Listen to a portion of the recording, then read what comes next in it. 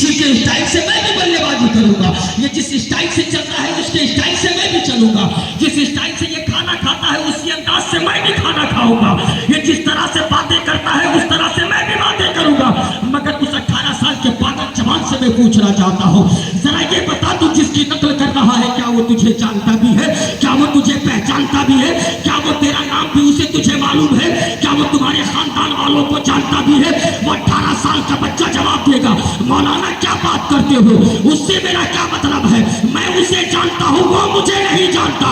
फिर मैं पलट कर कहूंगा, पागल फिर ऐसे को क्यों मानते हो जो तुझे जानता नहीं है?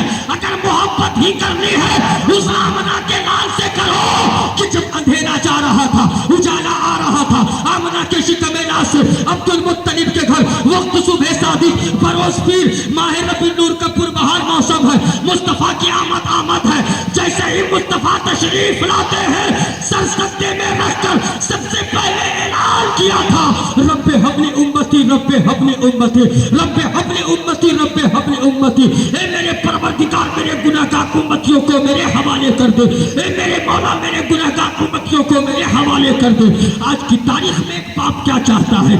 एक बाप ये चाहता है कि अपने बेटे के लिए 2 मंजिला बिल्डिंग बना दो। एक घर वाले ये चाहते हैं कि ताकि मेरे बेटे की जिंदगी बेहतर हो जाए। एक बाप अपने बेटे की जिंदगी को बेहतर बनाने के लिए कभी अईमा से झगड़ जाता है, कभी दूसरे की जमीन पे कसम कर लेता है। पैसा आना चाहिए, हलाल हो या हराम, इससे उसे कोई फर्क नहीं पड़ता। बस वो ये समझता है कि मेरे बेटे की जिंदगी बेहतर हो जाए, मेरे मरने के बाद मेरा बेटा बेहतर हो जाए। आज वो 4-5 मंजिला बिल्डिंग खड़ी करके तो जा तो रहा है, मगर उसके बेटे से पूछ ले, मेरे बेटे जरा ये बता दे ये बिल्डिंग तुझे किसने दी है? वो यही कहेगा ये मेरे पापा ने बना कर दिया है। ये 20 लाख की ऑडी और फॉर्च्यूनर जैसी कार तुझे किसने दिया है? वो जवाब देगा ये मेरे पापा ने दिया है।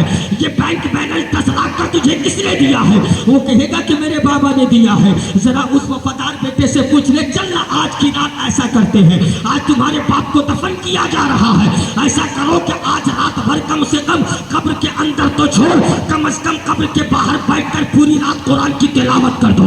खुदा की इज्जत की कसम, आज की तारीख में बेटे इतने गद्दार हो चुके हैं जिसके लिए आपने सारी जिंदगी लुटा दी थी, 1 दिन और 2 दिन छोड़ दो, कब्र के अंदर तो छोड़ दो, कब्र के बाहर भी बैठकर बेटा अकेले कुरान की तिलावत करने के लायक नहीं है।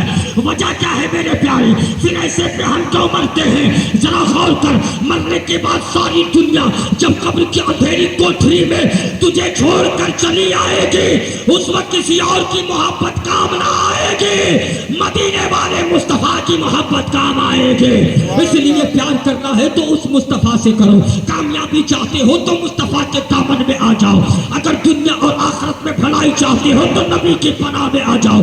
जरा गौर करो, मैदान महशर जब कायम की जाएगी, हर नबी की ज़बान पे होगी एक ही सदा, इज़हबू इला खैरी। आदम कहेंगे इज़हबू इला खैरी, यूसुफ कहेंगे इज़हबू इला खैरी, याकूब कहेंगे इज़हबू इला खैरी, शीश कहेंगे इज़हबू इला खैरी, इब्राहिम कहेंगे इज़हबू इला खैरी, इदरीस कहेंगे इज़हबू इला खैरी। जब सारे नबियों की ज़बान पर एक ही सदा होगी, इज़हबू इला खैरी, वो एक मेरे मुस्तफा की ज़ात है जिनकी ज़बान पर अना लहा का मुद्दा होगा कि मेरे उम्मतियों इधर आ जाओ, ए मेरे उम्मतियों इधर आ जाओ, आज मैं तुम्हारी बख्शिश की जमानत लेता हूँ।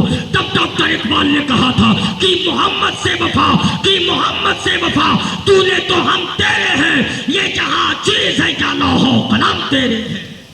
तू ये बता दे, अमेरिका, चीन तू बोल, ऑस्ट्रेलिया तू बोल, यूरेनस तू बोल, जितने दुनिया में रहने वाले लोग हैं तू बोल, दुनिया में कौन सी ऐसी किताब है जिसकी तिलावत सबसे ज्यादा की जाती है? दुनिया में कौन सी ऐसी किताब है जो सबसे ज्यादा पढ़ी जाती है? दुनिया में कौन सी ऐसी किताब है जिसकी तिलावत सुबह शाम होती है?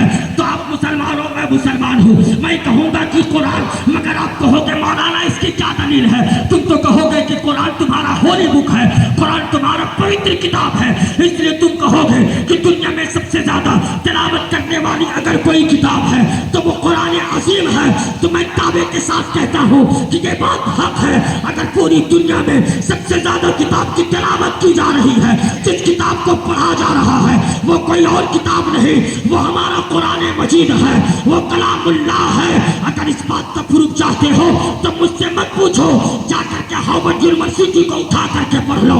ان دا ٹاپ ورلڈ ورس, پوری دنیا میں ہارورڈ یونیورسٹی ان امریکہ, جو امریکہ کے اندر ایک ہارورڈ یونیورسٹی ہے جو پوری دنیا میں بالکل تیسرے نمبر پر آتا ہے. اس ہارورڈ یونیورسٹی کے در و دیوار سے ایک ایک سرے سے یہی آواز آئے گی, if you want to get the knowledge of the world, please recite the Quran. Harvard university کی در و دیوار چیخ چیخ کے کہہ رہی ہے, اگر تم دنیا میں علم حاصل کرنا چاہتے ہو, دنیا کو سمجھنا چاہتے ہو, پوری دنیا کو ریسرچ کرنا چاہتے ہو, پوری دنیا کو کھنگالنا چاہتے ہو, اگر تم تعلیم حاصل کرنا چاہتے ہو تو پھر سب سے پہلے تم قرآن کی تلاوت کرو, قرآن کو پڑھو.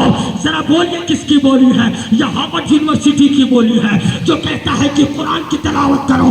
اگر پوری دنیا کا ایجوکیشن چاہتے ہو, پوری دنیا کا علم حاصل کرنا چاہتے ہو, تب مدرسہ عزیزیہ اور سندر گڑھ کے علماء نے کھڑے ہو کر کے کہا تھا, تب کھڑے ہو کر کے کہا تھا کہ لوگوں اگر کامیابی چاہتے ہو اور مدرسے عزیزیہ میں بیٹھ کر کے ہم اور آپ مل کر کے قرآن کی تلاوت کرتے ہیں. تب مفسرین کرام نے تو اسی لیے کہا یہ وہ قرآن ہے جس میں ہر چیز کا علم ہے, ہر چھوٹی بڑی چیز کا علم مصطفیٰ کو عطا کیا گیا ہے, ایک ایک بات کا نظارہ مصطفیٰ کو دکھایا گیا ہے.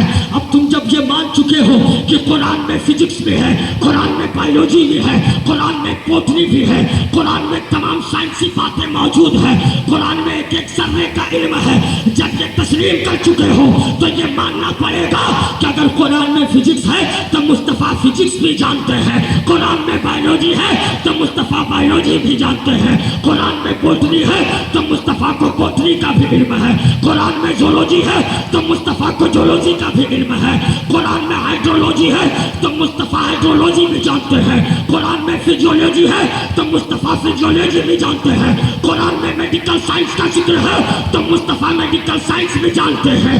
تقریر کرتے کرتے جیسے میں نے بتایا ایک پاگل کہیں سے آ گیا, کہتا ہے مولانا اگر قرآن میں میڈیکل سائنس ہے تو پھر ہمیں دکھتا کیوں نہیں ہے, قرآن میں اگر سب کچھ کا ذکر ہے ہمیں دکھتا کیوں نہیں ہے, ہمیں معلوم کیوں نہیں چلتا, ہمیں پتا کیوں نہیں چلتا. میں نے کہا کہ دیکھ میری جیب کے اندر کیا ہے, میری مٹھی میں کیا ہے. جب میں نے مٹھی کھولی کہا دیکھ اس کے یہ کیا ہے, اس نے کہا تو یہ کوئی USB لگ رہا ہے. کہا سن اس کے اندر امریکہ بھی موجود ہے, اس کے اندر چین بھی موجود ہے, اس کے اندر افریقہ بھی ہے, اس کے اندر سودان بھی ہے, اس کے اندر آسٹریلیا بھی ہے, اس کے اندر آسٹریلیا بھی ہے, اس کے اندر نیوزی لینڈ بھی ہے, اس کے اندر ہندوستان بھی ہے, اس کے اندر سنگاپور بھی ہے.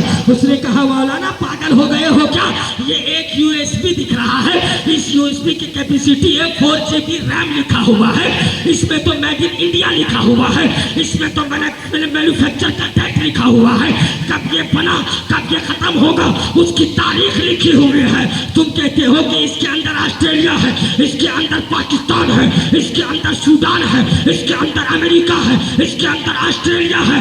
میں ماننے کے لیے تیار نہیں ہوں. میں نے کہا نادان جاہل سن, یہ USB تو ہے مگر سب کچھ کے اس کے اندر ہے, اس کو اٹھا موبائل میں کنیکٹ کر اور اسکرین کھول کر کے دیکھ, تجھے امریکہ بھی نظر آئے گا, تجھے آسٹریلیا بھی نظر آئے گا, تجھے سوریا بھی نظر آئے گا, تجھے اسرائیل بھی نظر آئے گا, تجھے فلسطین بھی نظر آئے گا.